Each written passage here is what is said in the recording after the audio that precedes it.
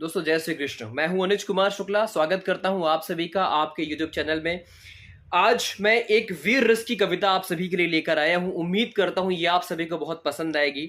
कवि अमित शर्मा जी के द्वारा लिखी गई ये कविता है और ये जो कविता है वीर रस की, इस कविता के अंदर कुरुक्षेत्र का जो धर्म युद्ध हुआ था, महाभारत का, उस युद्ध का चित्रण किया गया है। और यकीन मानिएगा, अगर आपने इस कविता को ध्यान से सुना तो आपके रोंगटे खड़े होने वाले हैं। और इस कविता के अंदर महाभारत का जो युद्ध हुआ था, वो सारा वृत्तांत आप देखने वाले हैं। तो आइए शुरू करते हैं। ये बात है उस समय की जब कुरुक्षेत्र के अंदर कौरव पांडव की सेना आमने सामने खड़ी थी, युद्ध के लिए तैयार थी। भगवान श्री कृष्ण अर्जुन के सारथी बनकर तैयार थे, लेकिन अर्जुन ये सारा माहौल देखकर युद्ध करने को तैयार नहीं थे। तो आप सभी जानते हैं भगवान श्री कृष्ण ने उस समय पर श्रीमद् भागवत गीता का ज्ञान भी दिया था। तो आज इस कविता के माध्यम से मैं आप सभी को महाभारत का वो चित्रण सिर्फ 5 मिनट में बता देना चाहता हूं। तो वो कविता कुछ ऐसी है कि तलवार धनुष और पैदल सैनिक कुरुक्षेत्र में खड़े हुए, रक्त पिपासु महारथी एक दूजे सम्मुख अड़े हुए, कई लाख सेना के सम्मुख पांडव 5 बिचारे थे। एक तरफ थे योद्धा सब, एक तरफ समय के मारे थे। जी हां, समय के मारे इसलिए कहा जाता है क्योंकि आप सभी जानते हैं ये प्रॉपर्टी का विवाद था, ये एक जमीन का मसला था। कौरव उन्हें कोई भी प्रॉपर्टी देना नहीं चाहते थे, लेकिन पांडव चाहते थे कि अब चूंकि उसमें थोड़ा बहुत तो उनका भी कंट्रीब्यूशन है और ये उन्हें लगता था कि उन्हें देना चाहिए था, बट उन्हें मिला नहीं, इसलिए समय के मारे थे। और एक चीज और सबसे वहां पर बड़ी भयंकर हुई थी कि जितने महारथी थे, गुरु द्रोणाचार्य से लेकर के भीष्म पितामह जैसे जितने महारथी थे वो सभी कौरव की तरफ खड़े थे। और पांडव बेचारे सिर्फ 5 थे, उनके पास सिर्फ भगवान श्री कृष्ण के अलावा और कोई नहीं था। तो कवि कहते हैं कि महासमर की प्रतीक्षा में सारे ताक रहे थे जी, और पार्थ के रथ को केशव स्वयं हाँक रहे थे जी। पार्थ यानी अर्जुन, राइट। रणभूमि के सभी नजारे देखन में कुछ खास लगे, माधव ने अर्जुन को देखा, अर्जुन उन्हें उदास लगे। कुरुक्षेत्र का महासमर एक पल में तभी सजा डाला, 5 जन ने उठा कृष्ण ने मुख से लगा बजा डाला। हुआ शंखनाद जैसे ही सबका गर्जन शुरू हुआ, रक्त बिखरना हुआ शुरू और सबका मर्दन शुरू हुआ। कहा कृष्ण ने उठ पार्थ और एक आंख को मीच जरा, गांडीव पर रख बाणों को प्रत्यंचा को खींच जरा। आज दिखा दे रणभूमि में योद्धा की तासीर यहां, इस धरती पर कोई नहीं अर्जुन के जैसा वीर यहां। अर्जुन हालांकि असमंजस की स्थिति में थे। उन्हें लगता था कि जो सामने मेरे खड़े हैं वो अपने ही हैं और इन्हें कैसे मार सकता हूं मैं। लेकिन आप सभी को याद होगा कि भगवान श्री कृष्ण ने युद्ध होने से पहले शांति दूत बनकर के कौरवों के पास गए थे। उन्होंने उनसे प्रस्ताव रखा था कि ताकि ये युद्ध रुक जाए, लेकिन दुर्योधन इस बात को मानने से इंकार करते हैं। आप सभी ने देखा था, आप सभी जानते हैं कि भगवान श्री कृष्ण को उसने बंदी बनाने की कोशिश भी की थी, लेकिन वो बना नहीं पाया था, राइट। तो ये सारी चीजें होने के बाद भी युद्ध टला नहीं। अर्जुन को बात समझ में आ नहीं रही थी। सुनी बात माधव की तो अर्जुन का चेहरा उतर गया, एक धनुर्धारी की विद्या मानो चूहा कुतर गया। बोले पार्थ सुनो कान्हा, जितने ये सम्मुख खड़े हुए हैं, हम तो इनसे सीख कर सारे भाई बड़े हुए हैं। इधर खड़े बाबा भीष्म ने मुझको गोद खिलाया है, गुरु द्रोण ने धनुष बाण का सारा ज्ञान सिखाया है। सभी भाई पर प्यार लुटाया कुंती मात हमारी ने, कमी कोई नहीं छोड़ी थी प्रभु माता गंधारी ने। ये जितने गुरुजन खड़े हुए हैं सभी पूजने लायक हैं। माना दुर्योधन दुशासन थोड़े से नालायक है। मैं अपराध दुशासन करता है, बेशक हम ही छोटे हैं, ये जैसे भी हैं आखिर माधव सब ताऊ के बेटे हैं। छोटे से भूभाग की खातिर हिंसक नहीं बनूंगा मैं, स्वर्ण ताक कर अपने कुल का, स्वर्ण ताक कर अपने कुल का विध्वंसक नहीं बनूंगा मैं। खून सने हाथों को होता राजभोग अधिकार नहीं, परिवार मारकर गद्दी मिले तो सिंहासन स्वीकार नहीं। अगर परिवार मारनी पड़े और उसके बाद सत्ता मिले तो ये मुझे स्वीकार नहीं है। अर्जुन कहते हैं भगवान श्री कृष्ण से, रथ पर बैठ गया अर्जुन, रथ पर बैठ गया अर्जुन, मुंह माधव से मोड़ लिया, आंखों में आंसू भरकर गांडीव हाथ से छोड़ दिया। गांडीव हाथ से जब छूटा माधव भी कुछ अकुलाए थे। जरा महसूस कीजिएगा, उस छवि को देखने की कोशिश कीजिएगा। गांडीव हाथ से जब छूटा माधव भी कुछ अकुलाए थे। शिष्य पार्थ पर गर्व हुआ और मन ही मन हर्षाए थे कि चलो जो भी है, संस्कार तो मेरे ही है, कम से कम उनके बारे में सोच तो रहा है। मन में सोच लिया अर्जुन कि बुद्धि ना सटने दूंगा, मन में सोच लिया अर्जुन की बुद्धि ना सटने दूंगा। समर भूमि में पार्थ को कमजोर नहीं पड़ने दूंगा। धर्म बचाने की खातिर एक नव अभियान शुरू हुआ। उसके बाद जगत गुरु का गीता ज्ञान शुरू हुआ।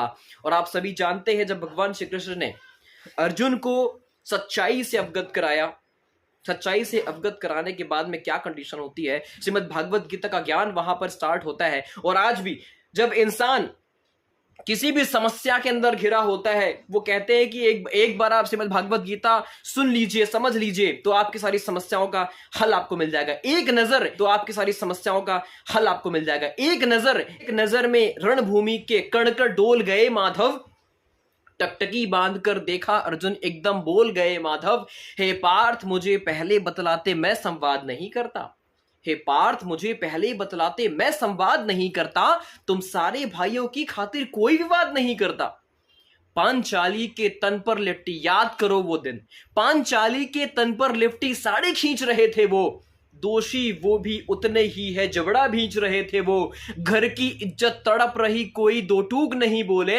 पौत्र बहू को नग्न देखकर गंगा पुत्र नहीं खोले, पौत्र बहू को नग्न देखकर गंगा पुत्र नहीं खोले।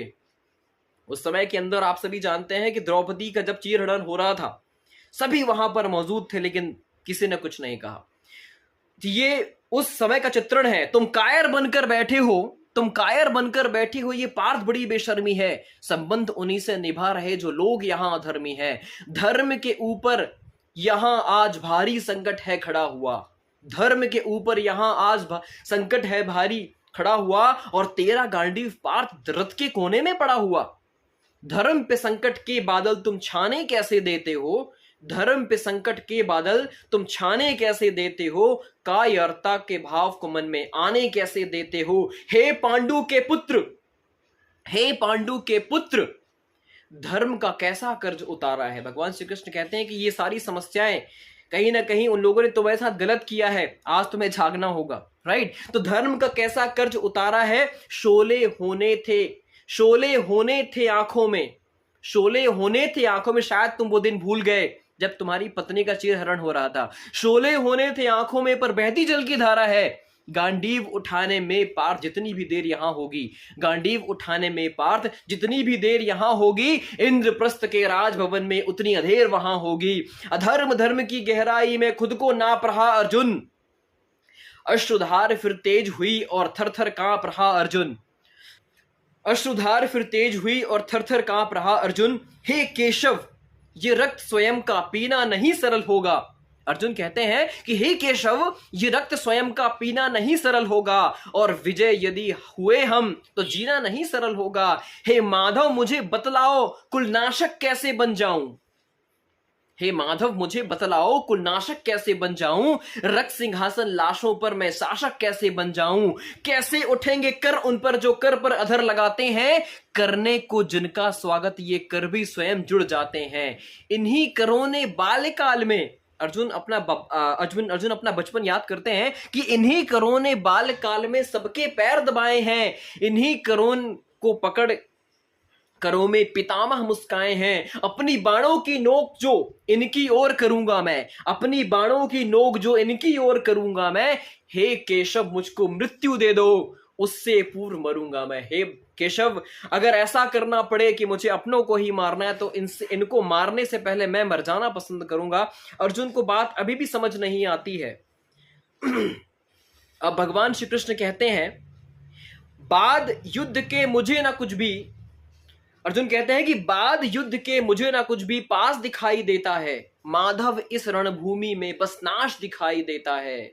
इस रणभूमि में के अंदर मुझे सिर्फ नाश दिखाई दे रहा है और कुछ भी समझ नहीं आ रहा है। क्या जमीन, क्या जायदाद, क्या मिलेगा, क्या मैं शासन करूंगा।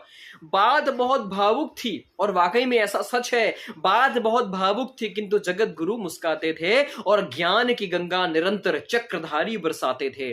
जन्म मरण की यहां योद्धा बिल्कुल चाह नहीं करते। माधव कहते हैं, श्री कृष्ण कहते हैं कि जन्म मरण की यहां योद्धा बिल्कुल चाह नहीं करते, क्या होगा अंजाम युद्ध का ये परवाह नहीं करते। पार्थ यहां कुछ मत सोचो, बस कर्म ध्यान लगाओ तुम। पार्थ यहां कुछ मत सोचो, बस कर्म ध्यान लगाओ तुम। बाद युद्ध के क्या होगा ये मत अनुमान लगाओ तुम। इस दुनिया के रक्तपात में कोई तो एहसास नहीं, इस दुनिया के रक्तपात में कोई तो एहसास नहीं। निज जीवन का करे फैसला, नर के बस की बात नहीं। बहुत बड़ी बात कह रहे हैं, तुम ना जीवन देने वाले हो, नहीं मारने वाले हो, ना जीत तुम्हारे हाथों में, तुम नहीं हारने वाले हो। ये जीवन दीपक की भांति यूं ही चलता रहता है, पवन वेग से बुझ जाता है वरना जलता रहता है। मानव वश में शेष नहीं कुछ, फिर भी मानव डरता है। वह मरकर भी अमर हुआ जो धर्म की खातिर मरता है, वह मरकर भी अमर हुआ जो धर्म की खातिर मरता है। न सत्ता सुख से होता है, न सम्मानों से होता है, न सत्ता सुख से होता है, न सम्मानों से होता है। जीवन का सार सफल केवल बस बलिदानों से होता है। हम 15 अगस्त 26 जनवरी मनाते हैं। हमारे भारत देश के नौजवान जब शहीद हो जाते हैं, आप सभी जानते हैं, हमारे देश की सेवा करते करते वो देह दान कर जाते हैं। तो कहते हैं कि जीवन का सार सफल केवल बस बलिदानों से होता है। देहदान योद्धा ही करते हैं, ना कोई दूजा जाता है। रणभूमि में वीर मरे तो शव भी पूजा जाता है। योद्धा की प्रवृत्ति जैसे खोटे शस्त्र बदलती है, वैसे मानव की दिव्य आत्मा दैहिक वस्त्र बदलती है। कान्हा तो सदा नर को मन के उद्गार बताते थे, इस दुनिया के खाते ही गीता का सार बताते थे। हे केशव कुछ तो समझ गया। अर्जुन कहते हैं कि इतनी सारी बातें सुनने के बाद कुछ तो समझ में आ रहा है। हे केशव कुछ तो समझ गया, पर कुछ कुछ असमंजस में हूं। इतना समझ गया कि मैं ना स्वयं के वश में हूं। हे माधव मुझे बतलाओ। फिर कहते हैं कि हे माधव मुझे बताओ कि मैं फिर से, ये वही बात कर रहे हैं कि मैं शासक अगर मुझे बनना है तो सिंहासन को लाशों पर रख करके मैं सिंहासन कैसे ले सकता हूं। हे माधव मुझे बतलाओ, कुलनाशक कैसे बन जाऊं। रख सिंहासन लाशों पर मैं शासक कैसे बन जाऊं। ये मान और सम्मान बताओ। अब आपके रोंगटे खड़े होने वाले हैं। ये मान और सम्मान बताओ, जीवन के अपमान बताओ, जीवन मृत्यु क्या है माधव रण में जीवन दान बताओ। और काम क्रोध की बात कही, मुझको उत्तम काम बताओ। काम क्रोध की बात कही तो मुझको उत्तम काम बताओ। अरे खुद को ईश्वर कहते हो तो जल्दी अपना नाम बताओ। खुद को ईश्वर कहते हो तो जल्दी अपना नाम बताओ। भगवान श्री कृष्ण कहते हैं कि आप कह रहे हैं कि तुम कुछ नहीं कर रहे हो, कोई शक्ति है जो करवा रहा है, आप करवा रहे हो। लेकिन आप अगर खुद को कह रहे हो, आप कौन हो? अगर आप खुद ईश्वर हो तो आप कौन हो भैया? आप अपने बारे में बताओ जरा मुझे। इतना सुनते ही माधव का धीरज पूरा डोल गया। इतना सुनते ही माधव का धीरज पूरा डोल गया। तीन लोक का स्वामी फिर बेहद गुस्से में बोल गया। तीन लोक का स्वामी फिर बेहद गुस्से में बोल गया। सारी सृष्टि को भगवान बेहद गुस्से में लाल दिखे। जरा महसूस कीजिएगा उस चित्रण को। आप सभी ने टीवी सीरियल्स में देखा होगा, श्री कृष्ण के अंदर, महाभारत के अंदर आपने देखा होगा। सारी सृष्टि को भगवान बेहद गुस्से में लाल दिखे। देवलोक के देव डरे, सबको माधव में काल दिखे। अरे कान खोलकर सुनो पार्थ। अब श्री कृष्ण कहते हैं, अरे कान खोलकर सुनो पार्थ, मैं ही त्रेता का राम हूं। कान खोलकर सुनो पार्थ, मैं ही त्रेता का राम हूं। कृष्ण मुझे सब कहते हैं, मैं द्वापर का घनश्याम हूं। रूप कभी नारी का धरकर मैं ही केश बदलता हूं। धर्म बचाने की खातिर मैं अनगिन वेश बदलता हूं। विष्णु जी का दशम रूप मैं परशुराम मतवाला हूं। नाग कालिया के फन पे मैं मर्दन करने वाला हूं। बाकासुर और महिषासुर को मैंने जिंदा गाड़ दिया। बाकासुर और महिषासुर को मैंने जिंदा गाड़ दिया। नरसिंह बनकर धर्म की खातिर हिरण्याकश्यप फाड़ दिया। नरसिंह बनकर धर्म की खातिर हिरण्याकश्यप फाड़ दिया। रथ नहीं तनिक भी चलता है, बस मैं ही आगे बढ़ता हूं। गांडीव हाथ में तेरे है, पर रणभूमि में मैं लड़ता हूं। इतना कहकर मौन हुए, खुद सकुचाए केशव। पलक झपकते ही अपने दिव्य रूप में आए केशव। दिव्य रूप में मेरे केशव का सबसे अलग दमकता था। दिव्य रूप देखने के बाद में अर्जुन थरथर कांपने लगे थे। दिव्य रूप मेरे केशव का सबसे अलग दमकता था, कई लाख सूरज जितना चेहरे पर तेज चमकता था। इतने ऊंचे भगवान थे, इतने ऊंचे थे भगवान, सर में अंबर लगता था और हजारों भुजा देखकर अर्जुन को डर लगता था। हजारों भुजा देखकर अर्जुन को डर लगता था। मां गंगा का पावन जल उनके कदमों को चूम रहा था और तर्जनी उंगली में भी चक्र सुदर्शन घूम रहा था। मां गंगा का पावन जल उनके कदमों को चूम रहा था और तर्जनी उंगली में भी चक्र सुदर्शन घूम रहा था। नदियों की कलकल सागर का शोर सुनाई देता था। केशव के अंदर पूरा ब्रह्मांड दिखाई देता था। जैसे ही मेरे माधव का कद थोड़ा सा बड़ा हुआ, जैसे ही मेरे माधव का कद थोड़ा सा बड़ा हुआ, सहमा सहमा था अर्जुन, एकदम रथ से खड़ा हुआ। मां गीता के ज्ञान से सीधे हृदय पर प्रहार हुआ। मृत्यु के आलिंगन हेतु फिर अर्जुन तैयार हुआ। अब ये सारी सच्चाई जानने के बाद अर्जुन कहता है कि yes I can do it. तो मैं धर्म भुजा का वाहक हूं, मैं धर्म भुजा का वाहक हूं, मुझको कोई मार नहीं सकता। जिसके रथ पर भगवान हो वो युद्ध हार नहीं सकता। वो कहते हैं ना, when God is with me then who can be against me, right? जितने यहां अधर्मी हैं चुन चुन कर उन्हें सजा दूंगा। माधव से कहते हैं कि जितने यहां अधर्मी हैं चुन चुन कर उन्हें सजा दूंगा। इतना रक्त बहाऊंगा, धरती की प्यास बुझा दूंगा। अर्जुन की आंखों में धर्म का राज दिखाई देता था। अर्जुन की आंखों में धर्म का राज दिखाई देता था। पार्थ में केशव को बस यमराज दिखाई देता था। रण में जाने से पहले उसने एक काम किया। रण में जाने से पहले उसने एक काम किया। चरणों में रखा शीश अर्जुन ने केशव को प्रणाम किया। चरणों में रखा शीश अर्जुन ने केशव को प्रणाम किया। जिधर चले बाण पार्थ के सब पीछे हट जाते थे। रणभूमि के कोने कोले लाशों से पट जाते थे। कुरुक्षेत्र की भूमि पे नाच नचाया अर्जुन ने।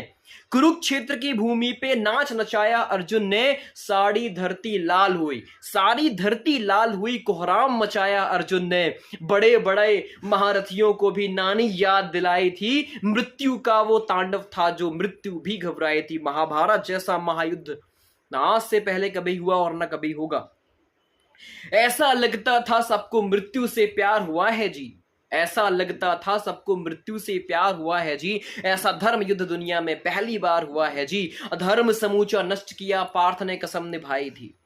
अधर्म समूचा नष्ट किया पार्थ ने कसम निभाई थी। इंद्रप्रस्थ के राजभवन पर धर्म भुजा लहराई थी। जो पुरानी इंद्रप्रस्थ है आज दिल्ली, जो आज की जो दिल्ली है, राइट, तो इंद्रप्रस्थ के राजभवन पर धर्म भुजा लहराई थी। धर्मराज के शीर्ष के ऊपर, जो उनके बड़े भाई थे धर्मराज युधिष्ठिर, धर्मराज के शीर्ष के ऊपर राज मुकुट की छाया थी। पर सारी दुनिया जानती थी, पर सारी दुनिया जानती थी ये बस केशव की माया थी।